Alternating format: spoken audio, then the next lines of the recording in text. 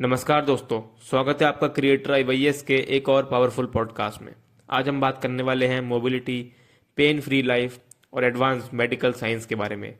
इस special episode में हमारे साथ हैं डॉक्टर अंकित अग्रवाल, मथुरा के एक रिनोन्ड जॉइंट रिप्लेसमेंट सर्जन जो नी और हिप रिप्लेसमेंट सर्जरीज में अपनी एक्सीलेंस और प्रिसीजन के लिए जाने जाते हैं।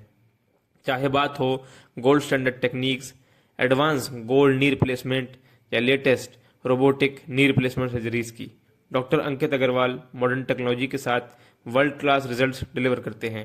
ये सारी एडवांस ट्रीटमेंट्स अवेलेबल हैं माँ सरस्वती हॉस्पिटल जयसिंहपुरा मथुरा में, जो नी और हिप रिप्लेसमेंट के लिए एक ट्रस्टेड और रिलायबल डेस्टिनेशन बन चुका है।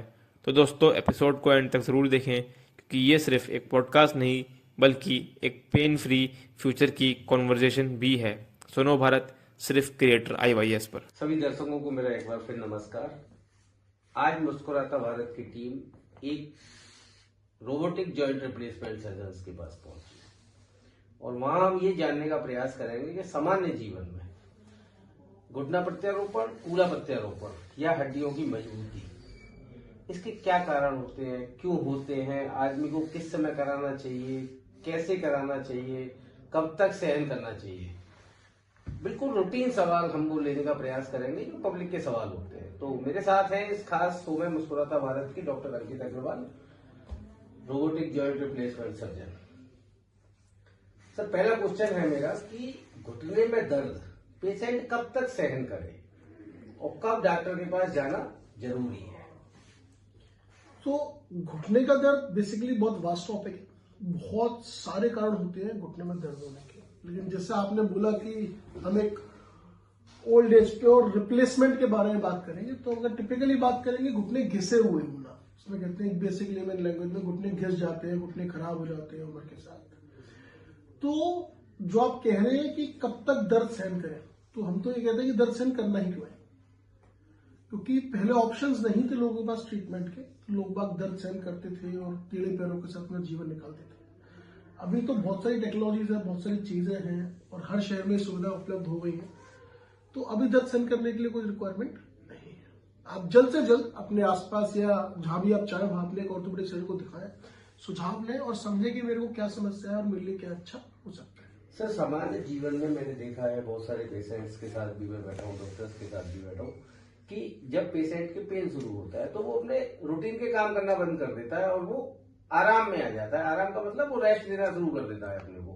उससे कई पेशेंटों का वजन भी बढ़ता है। क्या आपको लगता है कि वजन बढ़ने के कारण फिर सर्जरी में दिक्कत आती है? जी, definitely. Obesity, high BMI, heavy weights, ये सब आइडली बहुत अच्छे फैक्टर्स नहीं होते अगर हमें कोई भी नी रिप्लेसमेंट सर्जरी करानी है उसके साथ। तो अगर आप समझेंगे तो 100 kg प्लस वेट पे तो टेक केयर आइडली कॉन्ट्राइंडिकेट होता है। बहुत रेयर कंडीशंस में हम उसमें भी करते हैं, बट इट इज कॉन्ट्राइंडिकेटेड। तो उसमें पहले हम लोग पेशेंट्स का वेट लॉस कराते हैं। तो अपनी चीजों को और बढ़ाने से बेहतर है कि आप जल्द से जल्द और सही समय पे सुझाव लें और उसका सही इलाज लें, ताकि वो समस्याएं बढ़े नहीं और उस समस्याओं से दूसरी समस्याएं ना बढ़े। सर, आपको लगता है कि जैसे कि वजन बढ़ गया तो वजन बढ़ने के बाद जो रिकवरी आती है ऑपरेशन के बाद, उसमें भी थोड़ा सा समय लगता है? जी, डेफिनेटली। जब वेट ज्यादा होता है तो प्रेशर ज्यादा आता है, और जब प्रेशर ज्यादा आता है तो पेशेंट की मोबिलिटी कम होती है, पेशेंट लेथार्जी महसूस करता है, कमजोर महसूस करता है, उसको कुछ करने का, काम करने का मन नहीं करता, एक्सरसाइज करने का मन नहीं करता, एक्टिवनेस कम हो जाती है। तो वेट तो सर्जरीज करने के लिए, डायबिटीज के लिए, BP के लिए, हार्ट की प्रॉब्लम के लिए, कोलेस्ट्रॉल की प्रॉब्लम, सबके लिए ही प्रॉब्लमैटिक है। क्या घुटना प्रत्यारोपण अगर कोई पेशेंट लगातार दर्द सहन कर रहा है या टेढ़ा मेढ़ा होकर चल रहा है तो शरीर के और भी पार्ट खराब होने की सर संभावना रहती है आपके ख्याल में? जनरली जो घुटने हैं ये वेट बेयरिंग जॉइंट्स है, सबसे ज्यादा वजन इनके ऊपर आता है, नीज के ऊपर। इसलिए आपने सबसे कॉमन प्रॉब्लम्स देखी होगी तो लोगों में घुटनों की ही देखी होगी। तो इनसे एज सच अदर जॉइंट से थोड़ा बहुत इफेक्ट आएगा, बट मेन प्रॉब्लम सिर्फ नी में ही आती है। सर, जैसे लोग कहते हैं कि स्पाइन में भी जब आदमी टेढ़ा होकर शुरू करना शुरू करता है तो कहीं ना कहीं स्पाइन उम्र के साथ के जो फैक्टर्स होते हैं, जब हम एक एज क्रॉस करते हैं 60 के से लमसम, और घुटनों में समस्याएं चालू होती है, तो जब मोबिलिटी कम होती है तो उसका प्रेशर हिप्स पे आएगा, स्पाइन पे काफी कॉमन आता है। तो कई बार लोग आगे झुक के करना चालू कर देते हैं। सर, जब पेशेंट के पहले सबसे पहले दर्द पेन शुरू होता है और वो डॉक्टर्स की सलाह लेंगे, डॉक्टर ने उसको फिजियो या और एक्सरसाइज के बारे में बताया, क्या संभव है कि उसका बचाव किया जा सकता है? जी बिल्कुल। शुरुआत अर्ली सिम्टम्स में जब हम कोई भी चीज देखते हैं, कोई भी समस्या देखते हैं, तो उसको कुछ सुझाव दिए जाते हैं। जैसे आपने सुना होगा, prevention is better than cure, यानी कि बचाव इलाज से बेहतर होता है कई बार। तो उस समय वो किस कैटर में बिलोंग करता है डिसीज के, उसके अकॉर्डिंगली उसको कुछ चीजें बताई जाती है कि आपको ये नहीं करना है या वो नहीं करना है, इन चीजों से बचना है, इस चीज से बचना है। तो उनसे क्या होता है, जो उसके नेचुरल जॉइंट्स हैं उनकी लाइफ स्टाइल बढ़ जाती है जी। तो वो जो उसको जल्दी चीजें प्रॉब्लम दे देंगी, वो हो सकता है 5-10 साल बाद डिले करके प्रॉब्लम से, ताकि तब तक उसका टाइम पीरियड निकल जाए। और बहुत इफेक्टिव यंग एज में होता है, वरना लोग यंग एज में अपने जॉइंट्स खराब कर लेते हैं।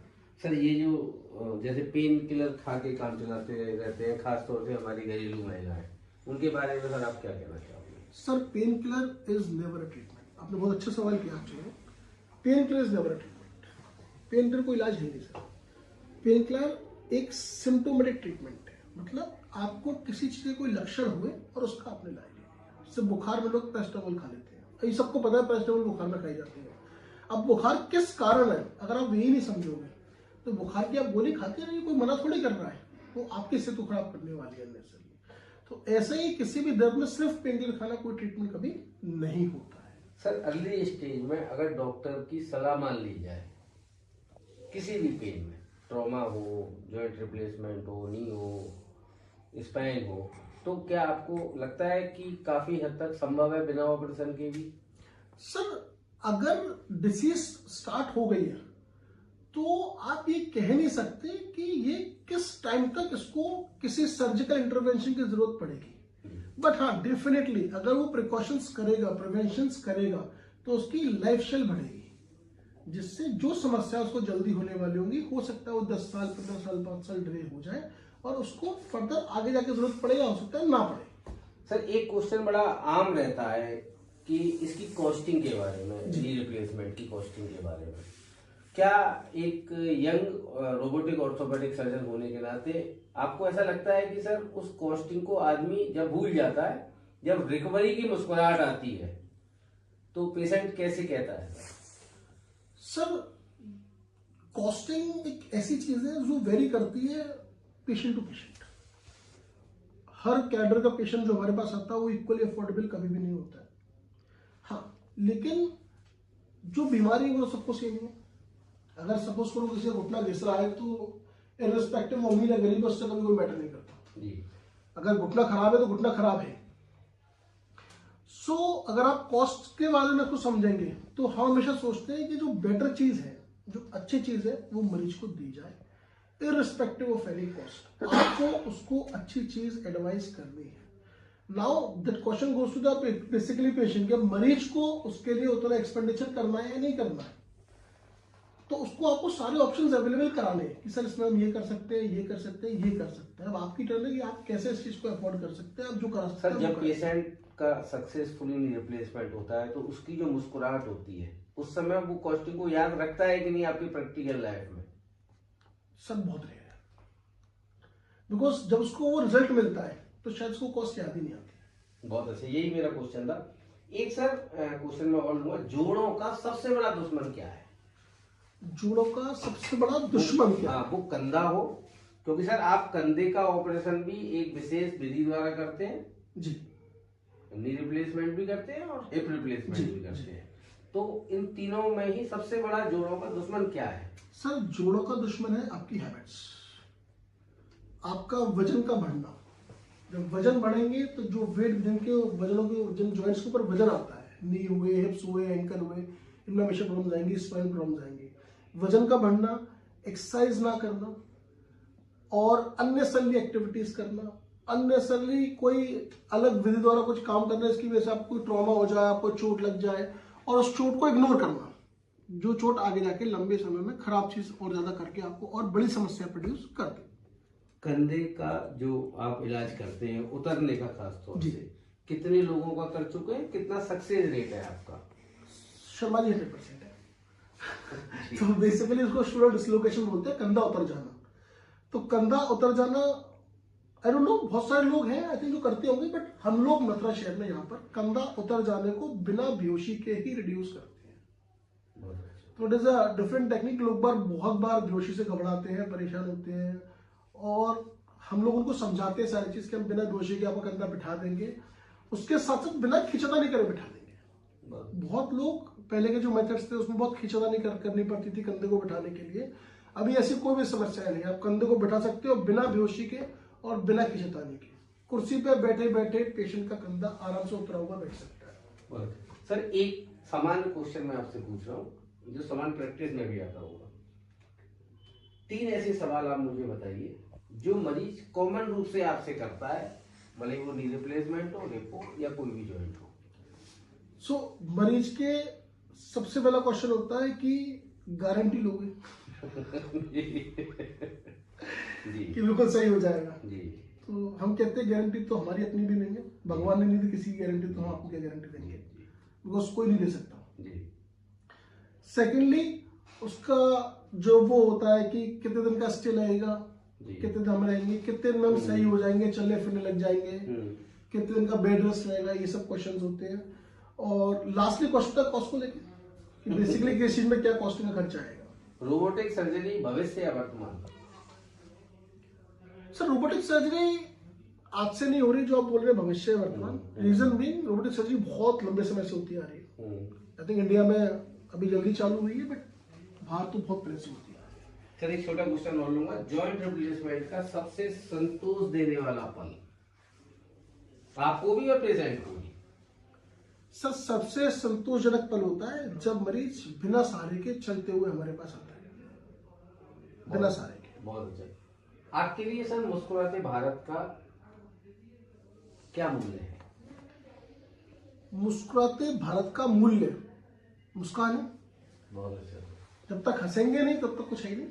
लगता है सर बीमारियों को मुस्कुराहट के द्वारा भी काफी हद तक दूर किया जा सकता है। डेफिनेटली। आप कभी किसी क्रोनिक डिसीज के पेशेंट से मिलिए, जैसे कैंसर के पेशेंट से मिलिए, तो वो उस ऐसी कंडीशन में होता है, लास्ट स्टेज कैंसर अगर आप पेशेंट से मिलेंगे तो ऐसी कंडीशन उसको पता होता है कि मुझे नहीं पता मैं कब चला जाऊंगा। बट बहुत लोग लंबा जीते हैं बिकॉज उनमें जीने की एक आशा होती है, उनका मन है मैं जीऊं, तो वो खुल के जीते हैं, हंस के जीते हैं, उस परेशानी को भी भूल जाते हैं कि मुझे कुछ होने वाला है या कुछ हो जाएगा। तो that is the best thing. आप हंसते रहिए, अच्छे उससे रहिए, तो आप आई थिंक लंबा जिएंगे।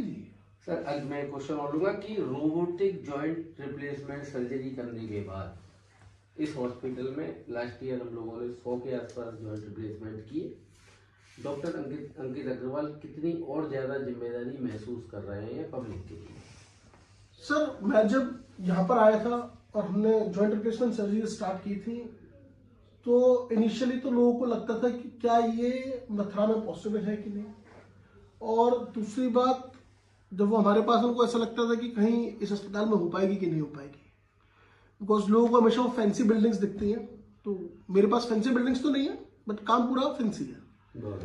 तो थिंग इज कि लोगों को ऐसा सोचना कभी नहीं है। अगर आपको अपने डॉक्टर पे कॉन्फिडेंट है, चाहे मैं हूं चाहे कोई भी हो, अगर आपको अपने डॉक्टर पे कॉन्फिडेंट है, आप अपने डॉक्टर के पास अपने ट्रस्ट से गए हो, तो कोई भी डॉक्टर हो आप उससे भरोसा रखिए, अपना इलाज कराइए, डेफिनेटली वो आपको अपना बेस्ट से बेस्ट ही देगा। आपका सर एक टैगलाइन है, नी प्रॉब्लम नो प्रॉब्लम। ये टैगलाइन क्यों बनाई बहुत छोटे में? सर ये टैगलाइन बनाई नहीं, ये तो टैगलाइन काम करते करते अपने आप आ गई। बिकॉज गिविंग पेन फ्री नहीं, हम तो कहते हैं पेन फ्री नहीं, तो हम लोग बोलते नहीं कि एक और घुटने को हमने दर्द मुक्त किया, एक और कूल्हे को हमने दर्द मुक्त किया। बहुत अच्छा सर, आज आपने समय दिया और अगले इसी एपिसोड में हम कंधे पे बात करेंगे। सर आपकी बार हमने घुटने पे बात करी, अगले एक और एपिसोड लेंगे तो उसमें हम कंधे के बारे में बात करेंगे। आज आपने समय दिया सर, बहुत बहुत धन्यवाद। Thank you.